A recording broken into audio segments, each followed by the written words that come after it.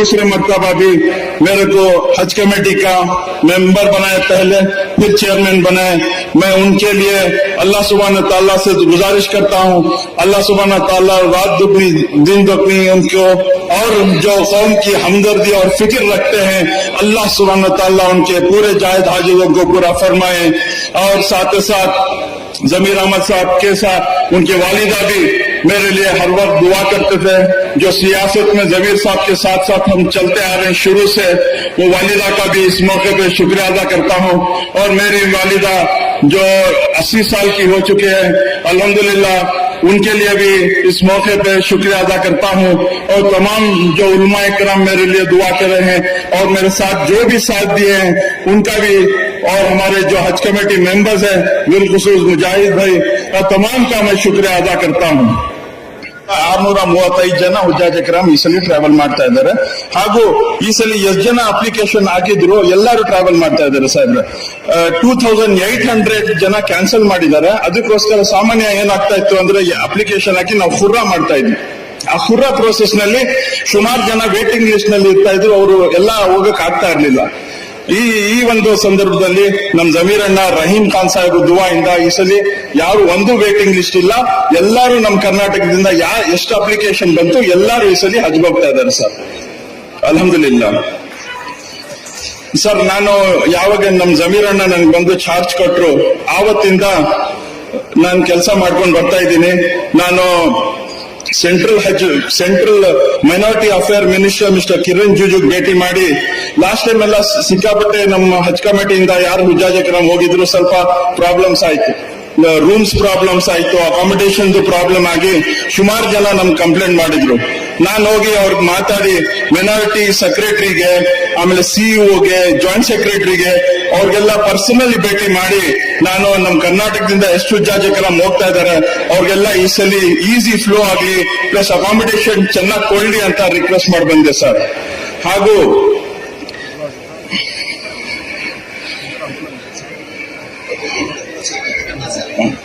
ಹಾಗೂ ಈ ಸಲ ಇಡೀ ಕರ್ನಾಟಕದಲ್ಲಿ ಎಲ್ಲ ಟ್ರೈನಿಂಗ್ प्रोग्राम्स ನಾವು ಕಂಡಕ್ಟ್ ಮಾಡಿದೀವಿ सर। इस बार अल्हम्दुलिल्लाह पूरी कर्नाटक के अंदर हम लोग बिदर से शुरू किए, बिदर, गुलबर्गा, शिवमोगा, हॉस्पेट, बीजापुर, मैसूर, धारवाड़ में अल्हम्दुलिल्लाह हमारे जो हज इंडियन हज ट्रेनिंग फोरम हज कमेटी के साथ मिलके टोटली 8,500 हुज्जाज इकराम में 7,000 हुज्जाज इकराम इस बार पूरी ट्रेनिंग लेके हैं साहब अल्हम्दुलिल्लाह। और वैक्सीनेशन प्रोग्राम भी अल्हम्दुलिल्लाह इस मर्तबा पूरी डिस्ट्रिक्ट वाइज देखे हैं, जो पिछली मर्तबा नहीं होता था। इस मर्तबा हर डिस्ट्रिक्ट में हम इंडिविजुअली हमारे स्टाफ को भेज के पूरे इंडिविजुअल हुज्जाज इकराम को वैक्सीनेशन प्रोग्राम देखे हैं। और अल्हम्दुलिल्लाह इस बार मंगलूर में एक इनायत अली बोल के, आप हमारे जितने भी यहाँ पे लीडर्स तशरीफ फरमाए तमाम जानते हैं कि इनायत अली हमारे हज कमेटी के लिए एक गिफ्ट देते हैं। 1.8 एकड़ हज कमेटी के लिए रजिस्टर करके ऑलरेडी हज कमेटी के नाम पे रजिस्टर हो चुकी है अल्हम्दुलिल्लाह। और दूसरा इस बार हमारे एक बिदर के जावेद साहब बोल के आके हैं, वो भी एक 4 करोड़ वर्थ ऑफ लैंड हज कमेटी के लिए वो भी स्टेज पे तशरीफ रखते हैं। वो भी इस बार खुशी से आके, उनके बच्चा इंतकाल हो गया तो उनके नाम पे आगे एक एकड़ तकरीबन जगह हज कमेटी पे वो भी रजिस्टर करके दिए हैं, देने वाले हैं इंशाअल्लाह। और गुलबर्गा में मैडम साहिबा की तशरीफ रखते हैं, वो भी अल्हम्दुलिल्लाह 5 एकड़ जगह कंपाउंड डाल के देखे हैं, जो इंशाल्लाह अनकरीब हम लोग उसका भी इंशाल्लाह इफ्तिताह करने वाले हैं। वो डेट्स इंशाल्लाह जमीर साहब और हमारे हज मिनिस्टर देंगे।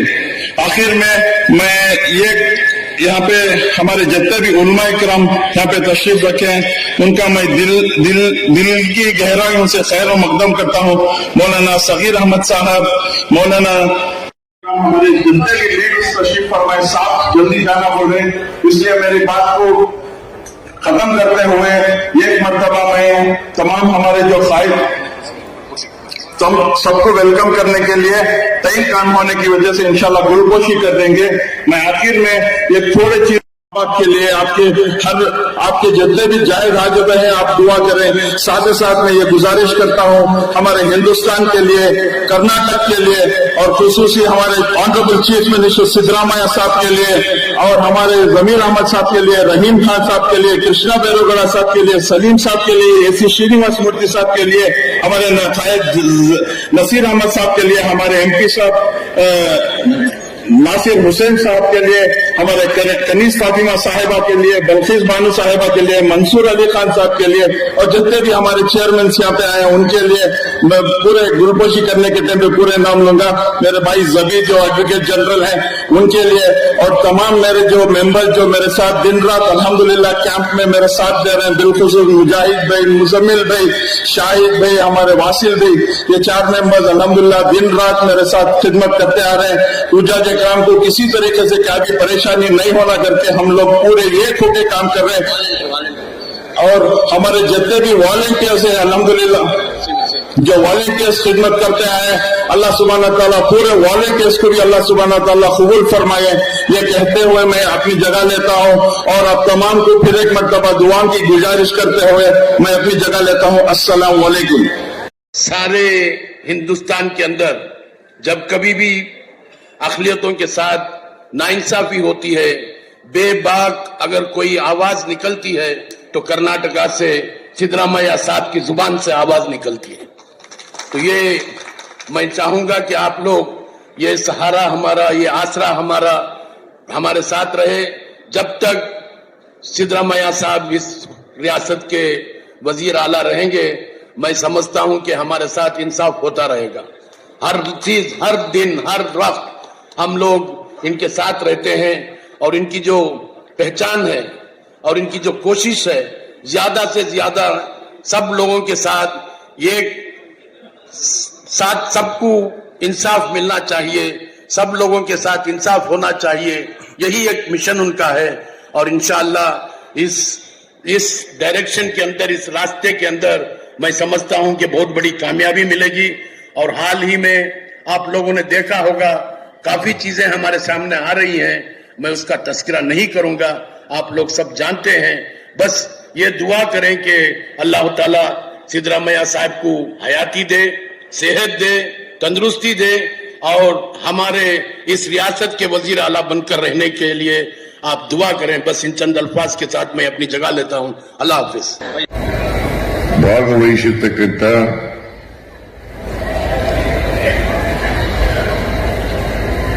ಅಧ್ಯಕ್ಷರು ಅಮೀರ್ ಶರೀಯತ್ ಕರ್ನಾಟಕ ಶ್ರೀ ಮೌಲಾನಾ ಸಗೀರ್ ಅಹಮದ್ ಖಾನ್ ವಸೀದಿ ಅವರೇ, ಎಲ್ಲ ಇಸ್ಲಾಂ ಧರ್ಮದ ಧರ್ಮಗುರುಗಳೇ, ಈ ಕಾರ್ಯಕ್ರಮದಲ್ಲಿ ಭಾಗವಹಿಸಿರ್ತಕ್ಕಂಥ ಈ ಕ್ಷೇತ್ರದ ಶಾಸಕರು ಆದಂತ, ಸಚಿವರು ಆದಂತ ಶ್ರೀ ಕೃಷ್ಣ ಬೈರೇಗೌಡ ಅವರ, ವಸತಿ ಮತ್ತು ಅಲ್ಪಸಂಖ್ಯಾತರ ಅಭಿವೃದ್ಧಿ ಸಚಿವರಾದಂತ ಶ್ರೀ ಜಮೀರ್ ಅಹಮದ್ ಖಾನ್ ಅವರ,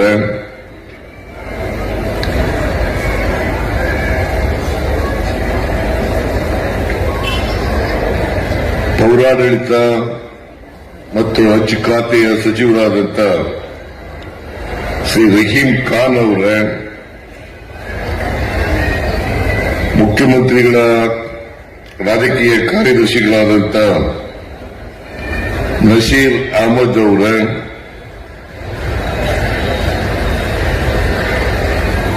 ರಾಜ್ಯಸಭೆಯ ಸದಸ್ಯರಾದಂಥ ಶ್ರೀ ನಾಸೀರ್ ಹುಸೇನ್ ಅವರ, ವಿಧಾನ ಪರಿಷತ್ನಲ್ಲಿ ಮುಖ್ಯ ಸಚೇತಕರಾದಂಥ ಶ್ರೀ ಸಲೀಂ ಅಹಮದ್ ಅವರ, ಶಾಸಕರುಗಳಾದಂಥ ಖದೀಜಾ ಫಾತಿಮಾ ಅವರ,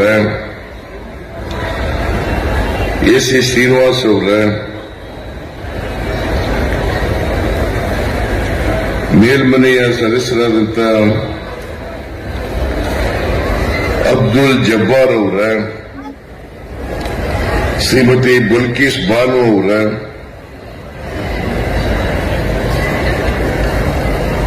ಹಜ್ ಸಮಿತಿಯ ಅಧ್ಯಕ್ಷರಾದಂಥ ಟಿಪ್ಪು ಅವರ,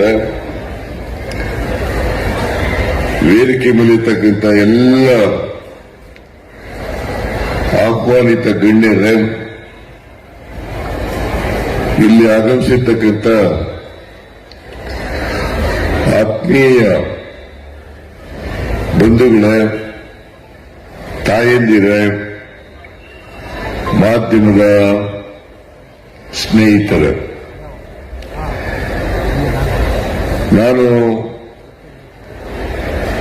ಈ ಹಜ್ ಯಾತ್ರೆಗೆ ಬೀಳ್ಕೊಡ್ತಕ್ಕಂಥ ಕಾರ್ಯಕ್ರಮದಲ್ಲಿ ಬಹಳ ಸಾರಿ ಭಾಗವಹಿಸಿದ್ದೇನೆ.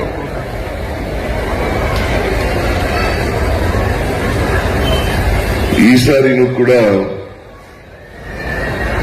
ನಿಮ್ಮೆಲ್ಲರಿಗೂ ಶುಭ ಕೋರ್ಲಿಕ್ಕೆ, ಯಾರ್ಯಾರು ಹಜ್ ಯಾತ್ರೆಗೆ ಹೋಗ್ತಾ ಇದ್ದಾರೆ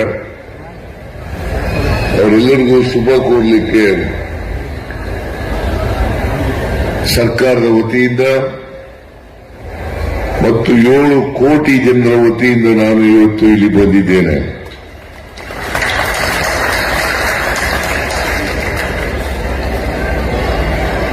ಈ ವರ್ಷ ಸುಮಾರು 8,635 ಜನ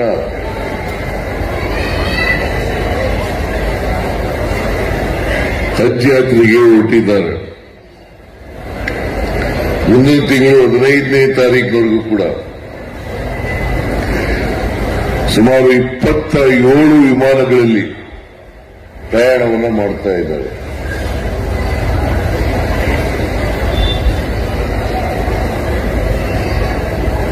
ಪ್ರತಿಯೊಬ್ಬ ಮುಸಲ್ಮಾನ ಯಾರು ಆರ್ಥಿಕವಾಗಿ ಸದೃಢರಾಗಿದ್ದಾರೆ,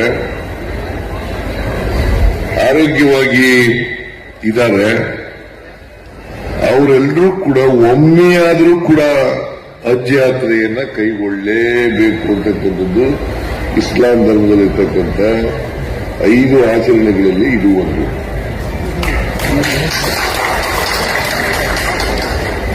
कन्नड़ मालूम कन्नड़ मालूम नहीं है, थोड़ा थोड़ा आता है.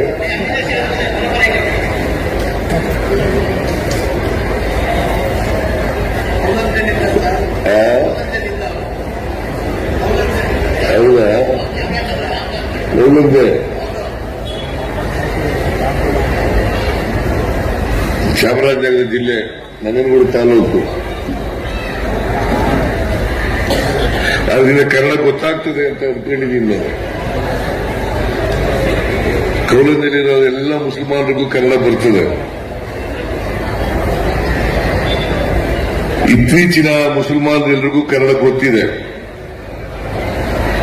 ಕನ್ನಡ ಶಾಲೆಯಲ್ಲಿ ಓದ್ತಾರೆ. ಈಗ ಹಳ್ಳಿನಲ್ಲಿ ಇರ್ತಕ್ಕಂಥ ಮುಸಲ್ಮಾನರು ಕನ್ನಡದಲ್ಲಿ ಓದ್ತಾರೆ, ಕನ್ನಡವನ್ನು ಓದ್ತಾರೆ. ಸೊ ಹಾಗಾಗಿ ಬಹಳ ಜನರಿಗೆ ಕನ್ನಡ ಗೊತ್ತಿದೆ. ನಾನು ಈ ಸಂದರ್ಭದಲ್ಲಿ ಯಾರ್ಯಾರು ಹಜ್ ಯಾತ್ರೆಗೆ ಹೋಗ್ತಾರೆ ಅವರೆಲ್ಲರೂ ಕೂಡ ಅವರ ಪ್ರಯಾಣ ಸುಖಕರವಾಗಿರಲಿ, ಅವರು ಆರೋಗ್ಯವಂತರಾಗಿ ವಾಪಸ್ ಬರಲಿ, ಅಲ್ಲಿ ಮೆಕ್ಕಾದಲ್ಲಿ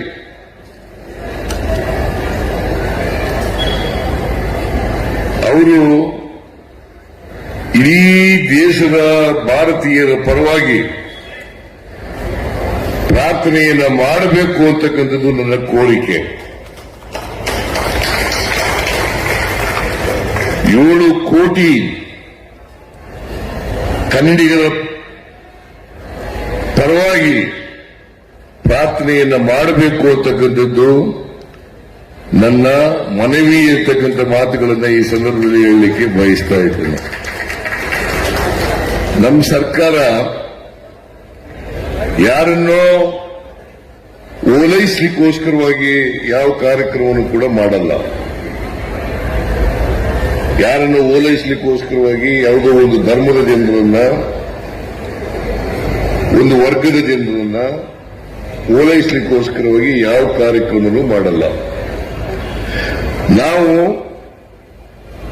ಈ ಕರ್ನಾಟಕ ಕನ್ನಡ ನಾಡು ಸರ್ವ ಜನಾಂಗದ ಶಾಂತಿಯ ತೋಟ ಆಗಬೇಕು. ಕುವೆಂಪು ಅವರು ಹೇಳಿರ್ತಕ್ಕಂಥದ್ದು. ನಮ್ಮ ದೇಶದಲ್ಲಿ ಅನೇಕ ಜಾತಿಗಳಿದ್ದಾವೆ, ಅನೇಕ ಧರ್ಮಗಳಿದ್ದಾವೆ, ಅನೇಕ ಭಾಷೆಗಳಿದ್ದಾವೆ, ಅನೇಕ ಸಂಸ್ಕೃತಿಗಳಿದ್ದಾವೆ. ನಾವು ಯಾವ್ಯಾವುದೇ ಧರ್ಮಕ್ಕೆ ಸೇರಿರ್ಬೋದು, ಯಾವುದೇ ಜಾತಿಗೆ ಸೇರಿರ್ಬೋದು. ಆದರೆ ಮೂಲತಃ ನಾವೆಲ್ಲರೂ ಕೂಡ ಮಾನವರು, ಮನುಷ್ಯರು ಅಂತಕ್ಕಂಥದ್ದನ್ನು ತಿಳ್ಕೋಬೇಕಾಗುತ್ತೆ. ಆದ್ರಿಂದ ನಾವೆಲ್ಲ ಮಾನವರಾಗಿರ್ಬೇಕು. ಮೃಗಗಳಂತೆ ಇರಬಾರದು. ಯಾವ ಧರ್ಮನೂ ಕೂಡ ಮಾನವರಾಗಿ ಇರಿ ಅಂತ ಹೇಳ್ತದೆ ಹೊರತು ಮೃಗಗಳಾಗಿ ಇರಿ ಅಂತ ಯಾವ ಧರ್ಮನೂ ಹೇಳಲಿಕ್ಕೆ ಸಾಧ್ಯ ಇಲ್ಲ. ಅದು ಇಸ್ಲಾಂ ಧರ್ಮ ಇರ್ಬೋದು, ಹಿಂದೂ ಧರ್ಮ ಇರ್ಬೋದು, ಕ್ರಿಶ್ಚಿಯನ್ ಧರ್ಮ ಇರ್ಬೋದು, ಬೌದ್ಧ ಧರ್ಮ ಇರ್ಬೋದು, ಜೈನ ಧರ್ಮ ಇರ್ಬೋದು,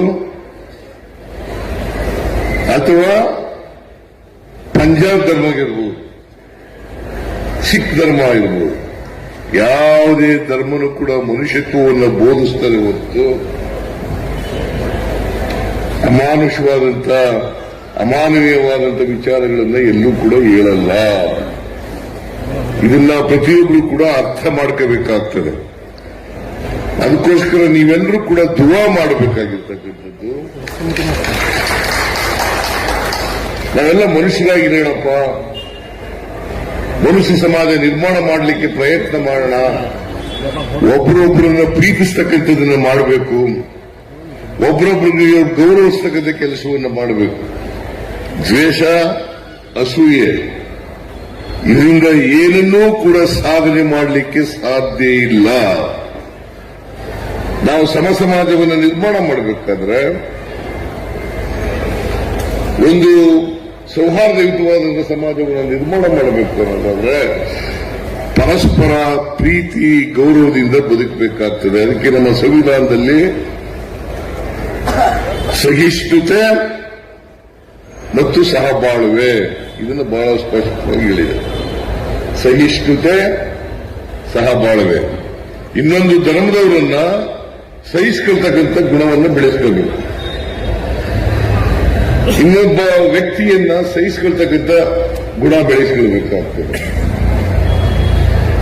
ನಾವೆಲ್ಲರೂ ಕೂಡ ಒಟ್ಟಿಗೆ ಬಾಳಬೇಕಾಗ್ತದೆ.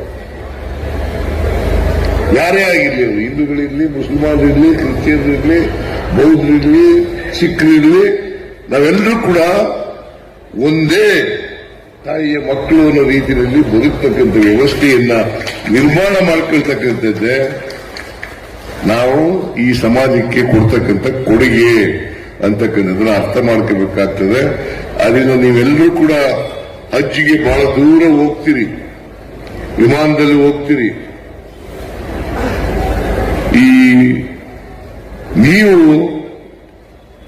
ಸಮಾಜದಲ್ಲಿ ಸೌಹಾರ್ದಯುತೆ ಬೆಳೀಲಿ. ಯಾಕೆಂದ್ರೆ ನಮ್ಮ ಸಂವಿಧಾನ ಬಹಳ ಸ್ಪಷ್ಟವಾಗಿ ಸ್ವಾತಂತ್ರ್ಯ, ಸಮಾನತೆ, ಭ್ರಾತೃತ್ವ ಈ ಮೂರು ಪದಗಳನ್ನು ಬಹಳ ಸ್ಪಷ್ಟವಾಗಿ ಹೇಳಿದೆ.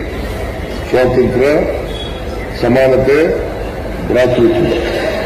ಆದ್ರಿಂದ ಈ ಮೂರು ಪದಗಳನ್ನು ನಾವು ಗಮನದಲ್ಲಿಟ್ಟುಕೊಂಡು ಬಾಳ್ತಕ್ಕಂಥದ್ದು ಅತ್ಯಂತ ಅವಶ್ಯ. ದ್ವೇಷದಿಂದ ಯಾರನ್ನು ಗೆಲ್ಲಕ್ಕಾಗಲ್ಲ. ದ್ವೇಷದಿಂದ ಗೆಲ್ಲಕ್ಕಾಗುತ್ತಾ? ಸ್ನೇಹದಿಂದ ಗೆಲ್ಲಬಹುದು, ಪ್ರೀತಿಯಿಂದ ಗೆಲ್ಲಬಹುದು.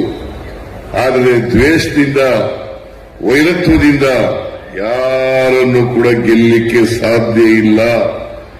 ಇದು ಮೂಲಭೂತವಾಗಿ ಪ್ರತಿಯೊಬ್ಬರು ಕೂಡ ಅರ್ಥ ಮಾಡ್ಕೋಬೇಕಾಗ್ತದೆ. ಯಾವುದೇ ಧರ್ಮದವರಾಗಲಿ ಇದನ್ನು ಮೂಲಭೂತವಾಗಿ ಅರ್ಥ ಮಾಡ್ಕೊಳ್ತಕ್ಕಂಥದ್ದು ಅತ್ಯಂತ ಅವಶ್ಯ.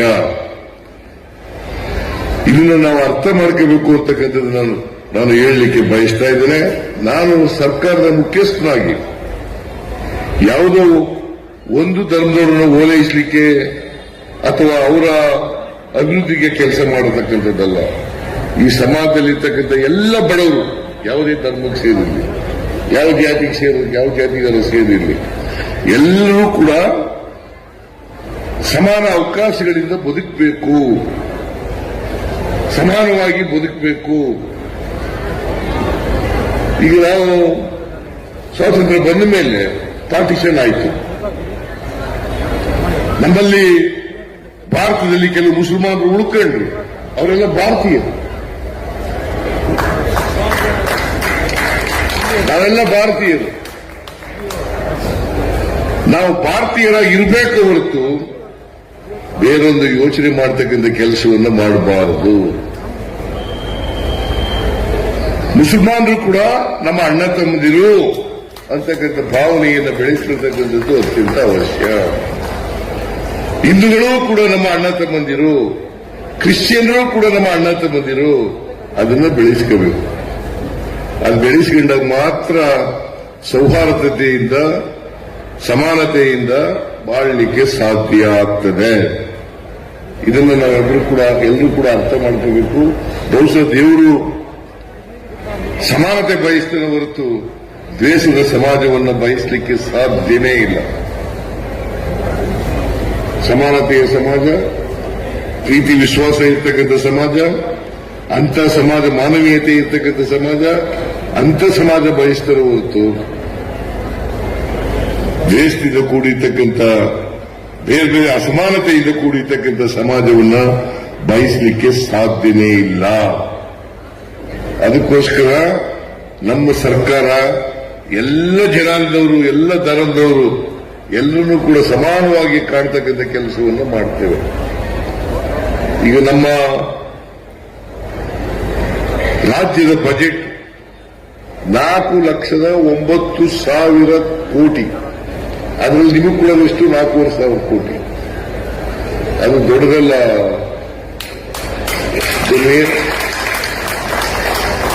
ನೀವು ಕೂಡ ಬದುಕಬೇಕಲ್ಲ, ನಿಮಗೂ ಪಾಲಿದೆಯಲ್ಲ ಈ ಸಮಾಜದಲ್ಲಿ.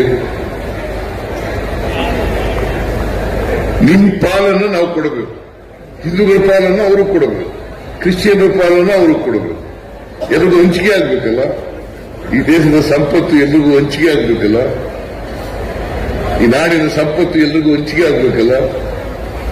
ಹಂಚಿಕೆ ಆದಾಗ ಮಾತ್ರ, ಎಲ್ಲರಿಗೂ ಆರ್ಥಿಕ ಸಾಮಾಜಿಕ ಶಕ್ತಿ ಬಂದಾಗ ಮಾತ್ರ ಜಾತಿ ಹೋಗ್ಲಿಕ್ಕೆ ಸಾಧ್ಯ ಆಗ್ತದೆ, ಎಲ್ಲರೂ ಸಮಾನತೆ ಬರಲಿಕ್ಕೆ ಸಾಧ್ಯ ಆಗ್ತದೆ, ಎಲ್ಲರೂ ಸಮಾನವಾಗಿ ಬಾಳಲಿಕ್ಕೆ, ಸಮಾನ ಅವಕಾಶಗಳಿಂದ ಬದುಕಲಿಕ್ಕೆ ಸಾಧ್ಯ ಆಗ್ತದೆ. ಅದರಿಂದ ರಾಜಕೀಯವಾಗಿ, ಆರ್ಥಿಕವಾಗಿ, ಸಾಮಾಜಿಕವಾಗಿ ಮತ್ತು ಶೈಕ್ಷಣಿಕವಾಗಿ ಇವೆಲ್ಲರೂ ಕೂಡ ಸಮಾನತೆ ಇರಬೇಕು. ಅದಕ್ಕೆ ಬಾಬಾ ಸಾಹೇಬ್ ಅಂಬೇಡ್ಕರ್ ಅವರು ಒಂದು ಮಾತೇನು ಹೇಳ್ತಾರೆ ಅಂತಂದ್ರೆ, ಬರೀ ರಾಜಕೀಯ ಪ್ರಜಾಪ್ರಭುತ್ವ ಸಿಕ್ಕಿದ್ರೆ ಸಾಲದು, ಬರೀ ರಾಜಕೀಯ ಪ್ರಜಾಪ್ರಭುತ್ವ ಸಿಕ್ಕಿದ್ರೆ ಸಾಲದು.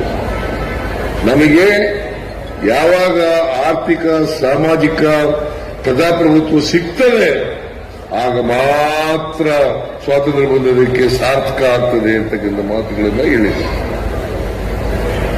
ಅದರಲ್ಲಿ ನಂಬಿಕೆ ಇಟ್ಕೊಂಡಿರ್ತಕ್ಕಂಥವ್ರು ನಾವು. ಹಾಗಾಗಿ ಎಲ್ಲ ಸಮಾಜಕ್ಕೂ ಕೂಡ ನಾವು ಮಾಡ್ತೀವಿ, ಎಲ್ರಿಗೂ ಸಮಾನ ಅವಕಾಶಗಳನ್ನ ಕಲ್ಪಿಸ್ಕೊಡ್ತೀವಿ. ನಮ್ಮ ಸಂವಿಧಾನ ಹೇಳಿರೋದೇ ಅದು. ಬಾಬಾ ಸಾಹೇಬ್ ಅಂಬೇಡ್ಕರ್ ಕೊಟ್ಟಿರ್ತಕ್ಕಂಥ ಸಂವಿಧಾನ ಎಲ್ರಿಗೂ ಸಮಾನ ಅವಕಾಶಗಳನ್ನು ಕಲ್ಪಿಸ್ಕೊಡಿ, ಸಮಾನತೆಯನ್ನು ಕಲ್ಪಿಸ್ಕೊಡಿ, ಎಲ್ರಿಗೂ ಭ್ರಾತೃತ್ವವನ್ನು ಕಲ್ಪಿಸ್ಕೊಡಿ, ಇನ್ನೂ ಹೇಳಿರ್ತಕ್ಕಂಥದ್ದು. ನಾವು ಸಂವಿಧಾನದ ನಿಯಮನಿರ್ದೇಶಗಳನ್ನ, ಆಶಯಗಳನ್ನ ಜಾರಿ ಮಾಡ್ತಕ್ಕಂಥ ಪ್ರಯತ್ನ ಮಾಡ್ತೀವೋ ಹೊರತು ಯಾವ ಧರ್ಮದವರನ್ನು ಕೂಡ ಓಲೈಸ್ತಕ್ಕಂಥ ಕೆಲಸವನ್ನ ಮಾಡಲ್ಲ. ಎಲ್ಲರೂ ಒಂದೇ. ನಮಗೆ ಹಿಂದೂಗಳು ಒಂದೇನೆ, ಮುಸಲ್ಮಾನರು ಒಂದೇನೆ, ಕ್ರಿಶ್ಚಿಯನ್ರು ಒಂದೇನೆ, ಬೌದ್ಧರು ಒಂದೇನೆ, ಜೈನರು ಒಂದೇನೆ, ಸಿಖ್ರು ಒಂದೇನೆ. ಇದು ನಾವು ನಮ್ಮ ಸರ್ಕಾರ ಮಾಡ್ತಕ್ಕಂಥದ್ದು.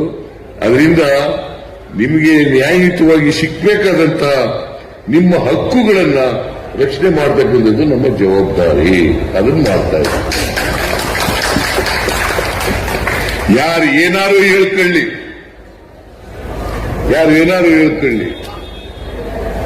ಅದಕ್ಕೆಲ್ಲ ಸೊಪ್ಪಾಕೋರಲ್ಲ ನಾವು. ನಮಗೆ ಸಂವಿಧಾನ ಮುಖ್ಯ, ಸಂವಿಧಾನದ ಆಶಯಗಳು ಮುಖ್ಯ.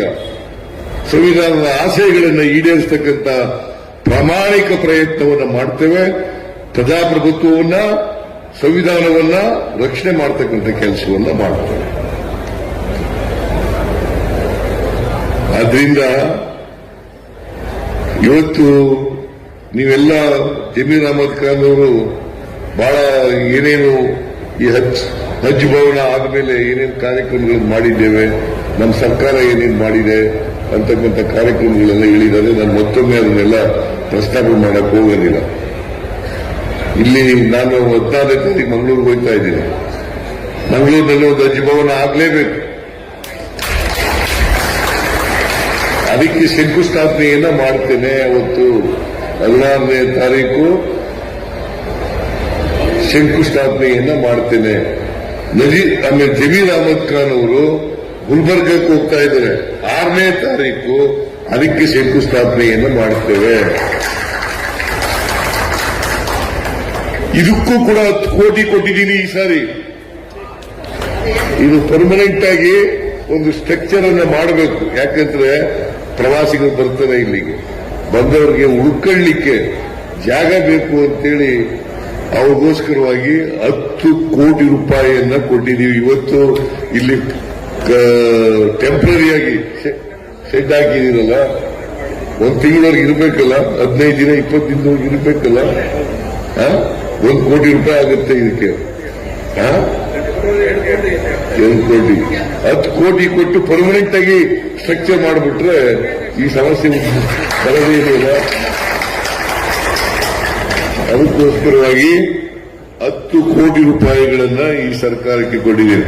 ಈಗ ಜಮೀರ್ ಅಹಮದ್ ಖಾನ್ ಅವರು ಅಲ್ಪಸಂಖ್ಯಾತರ ಅಭಿವೃದ್ಧಿ ಸಚಿವರು, ಅವ್ರಿಗೆ ದುಡ್ಡು ಕೊಟ್ಟಿದ್ದೀನಿ.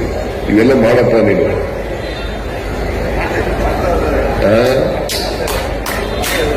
ನೀ ಟಿಪ್ಪು ಅವನ ಶಿಷ್ಯ, ನೀನೇನು ಹೇಳ್ತೇನೆ? ಬೇರೆಯವ್ರು ಹೇಳ್ಬೇಕು, ಬೇರೆಯವ್ರು ಹೇಳ್ಬೇಕು. ಏನ್ರಪ್ಪ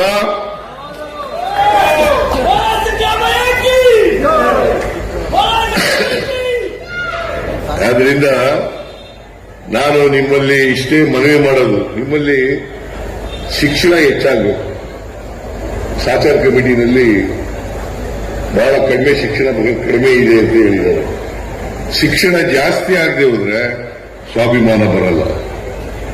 ನೀವು ಸ್ವಾಭಿಮಾನದಿಂದ ಬದುಕಬೇಕು ಅನ್ನೋದಾದ್ರೆ, ಸ್ನೇಹಿತರಂತೆ ಬದುಕಬೇಕು ಅನ್ನೋದಾದ್ರೆ, ಗುಲಾಮಗಿರಿಯನ್ನು ತೆಗೆದಾಕಬೇಕು ಅನ್ನೋದಾದ್ರೆ ಪ್ರತಿಯೊಬ್ಬರು ಕೂಡ ಶಿಕ್ಷಣವನ್ನ ಪಡ್ಕೊಳ್ಳೇಬೇಕು. ಆ ಕೆಲಸವನ್ನು ನೀವು ಮಾಡಬೇಕು ಅಂತೇಳಿ ನಿಮ್ಮಲ್ಲಿ ಮನವಿ ಮಾಡಲಿಕ್ಕೆ ಬಯಸ್ತಾ ಇದ್ದೆ. ಶಿಕ್ಷಣ ಆಗ್ಲೇಬೇಕು. ಈಗ ಇವರೆಲ್ಲ ಶಿಕ್ಷಣ ಪಡ್ತಿರೋದ್ರಿಂದ ನೀವೆಲ್ಲ ಬಂದಿದ್ದೀರಿ, ಕೂತ್ಕೊಳ್ಳಿಕ್ಕೆ ಸಾಧ್ಯವಾಗಿದೆ. ರೆಹಮಾನ್ ಖಾನ್ ಸಾಹೇಬರು ಬರಬೇಕಾಗಿತ್ತು, ಅವ್ರಿಗೆ ಹುಷಾರಿಲ್ಲ ಅಂತ ಬಂದಿಲ್ಲ.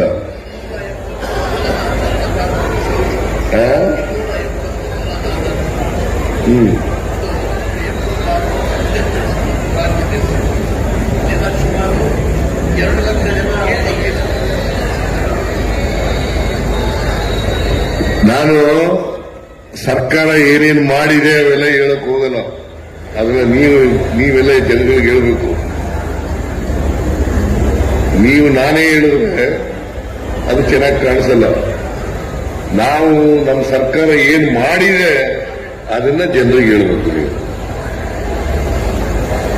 ನಾವು ಯಾರಿಗೂ ಅನ್ಯಾಯ ಮಾಡಲ್ಲ, ಯಾವ ಧರ್ಮದವ್ರಿಗೂ ಅನ್ಯಾಯ ಮಾಡಲ್ಲ, ಯಾವ ಜಾತಿಯವ್ರಿಗೂ ಅನ್ಯಾಯ ಮಾಡಲ್ಲ. ಎಲ್ರಿಗೂ ರಕ್ಷಣೆ ಕೊಡ್ತಕ್ಕಂಥದ್ದೇ ನಮ್ಮ ಕರ್ತವ್ಯ. ನಿಮಗೂ ರಕ್ಷಣೆ ಕೊಡ್ತಕ್ಕಂಥದ್ದೇ ನಮ್ಮ ಕರ್ತವ್ಯ. ಹಾಗಾಗಿ ನಮ್ಮ ಸರ್ಕಾರದಲ್ಲಿ ಯಾರು ಆತಂಕ ಪಡಬೇಕಾದಂತ ಅಗತ್ಯ ಇಲ್ಲ. ಕರ್ನಾಟಕದಲ್ಲಂತೂ ಯಾರು ಆತಂಕ ಪಡಬೇಕಾದಂತ ಅಗತ್ಯ ಇಲ್ಲ. ಎಲ್ಲರೂ ಕೂಡ ಕಾನೂನು ದೃಷ್ಟಿಯಲ್ಲಿ ಸಮಾನರು, ಎಲ್ಲರಿಗೂ ರಕ್ಷಣೆ ಇದೆ. ಅದನ್ನ ನಮ್ಮ ಸರ್ಕಾರ ಮಾಡ್ತದೆ ಅಂತಕ್ಕಂಥ ಮಾತುಗಳನ್ನು ಹೇಳಲಿಕ್ಕೆ ಬಯಸ್ತಾ ಇದ್ದೇನೆ. ನಾನು ಮತ್ತೊಮ್ಮೆ ನೀವೆಲ್ಲ ಹೋಗಿ ಯಾವುದು ಉಮ್ರಾ ಹಜ್ ಯಾತ್ರೆ ಅಲ್ಲಿ ಹೋಗಿ ಪ್ರಾರ್ಥನೆ ಮಾಡಿ. ದುವಾ ಅಂದ್ರೆ ಅದೇ ತಾನೆ ಪ್ರಾರ್ಥನೆ, ದುವಾ ಪ್ರಾರ್ಥನೆ ಮಾಡಿ. ನಾನು ಕನ್ನಡದಲ್ಲಿ ಹೇಳ್ತೀನಂತೆ, ದುವಾ ಕರೋ.